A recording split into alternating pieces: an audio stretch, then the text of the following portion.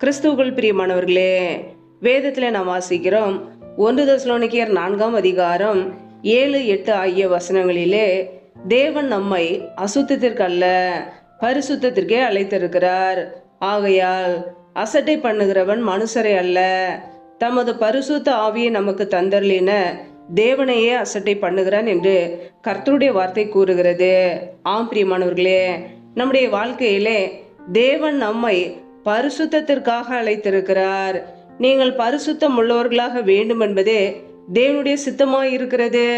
ஆம் பிரியமானவர்களே, நம்முடைய வாழ்க்கையிலே நாம் பரிசுத்தத்தோடு வாழ தேவன் நம்மை அழைத்திருக்கிறார். நம்முடைய அழைப்பை நாம் ஒருபோதும் மறந்து போகக்கூடாது. அசட்டை பண்ணுகிறவன் மனுஷரை அல்ல, தமது பரிசுத்த ஆவியை நமக்கு தந்தருளின தேவனையே அசட்டை பண்ணுகிறான்.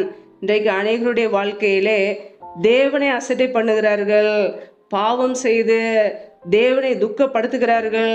நம்முடைய வாழ்க்கையிலே நாம் அசுத்தத்திற்கு அழைக்கப்பட்ட ஜனங்கள் அல்ல, பரிசுத்தமாய் வாழ அழைக்கப்பட்ட ஜனங்கள். ஹல்லேலூயா. 1 தெசலோனிக்கேயர் 4ஆம் அதிகாரம் 4, 5 ஆகிய வசனங்களை நாம் வாசிக்கும் பொழுது, தேவனை அறியாத அஞ்ஞானிகளைப் போல மோக இச்சைக்கு உட்படாமல் உங்களில் அவனவன் தன் தன் சரீர பாண்டத்தை பரிசுத்தமாயும் கனமாயும் ஆண்டு கொள்ளும்படி அறிந்தென்று பார்க்கிறோம். ஆம் பிரியமானவர்களே, நம்முடைய வாழ்க்கையிலே நம் பரிசுத்தம் உள்ளவர்களாய் வாழ வேண்டும். தேவனை அறியாதவர்கள் போல, அஞ்ஞானிகளைப் போல மோக இச்சைக்கு உட்படாமல் நம்முடைய சரீரங்களை பரிசுத்தமாயும் கனமாயும் ஆண்டு கொள்ள வேண்டும். வேசி மார்க்கத்துக்கு விலகி இருக்க வேண்டும். கர்த்தருடைய பிள்ளைகள் அசுத்தமான காரியங்களிலே போய் சிக்கிக்கொள்ளக்கூடாது. ஹல்லேலூயா. வேதத்தில் நாம் வாசிக்கிறோம் 1 கொரிந்தியர் 6ஆம் அதிகாரம் 18ஆம் வசனத்திலே, வேசித்தனத்திற்கு விலகி ஓடுங்கள், மனுஷன் செய்கிற எந்த பாவமும் சரீரத்துக்கு புறம்பாய் இருக்கும். வேசித்தனம் செய்கிறவனோ தன் சுய சரீரத்துக்கு விரோதமாய் பாவம் செய்கிறான் என்று பார்க்கிறோம். ஆம் பிரியமானவர்களே, கர்த்தருடைய பிள்ளைகள் வேசித்தனத்திற்கு விலகி ஓட வேண்டும்.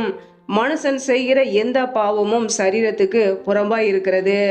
ஆனால் வேசித்தனம் செய்கிறவனோ தன் சுய சரீரத்துக்கு விரோதமாக அவன் பாவம் செய்து கொண்டிருக்கிறான். பிரியமானவர்களே, நம்முடைய வாழ்க்கையிலே நாம் பரிசுத்தம் உள்ளவர்களாய் வாழ அழைக்கப்பட்டு இருக்கிறோம்.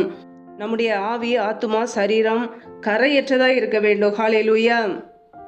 உங்கள் சரீரமானது நீங்கள் தேவனாலே பெற்றும் உங்களில் தங்கியும் இருக்கிற பரிசுத்த ஆவியினுடைய ஆலயமாய் இருக்கிறதென்றும் நீங்கள் உங்களுடையவர்கள் அல்லவென்றும் அறியீர்களா என்று வசனம் சொல்கிறது.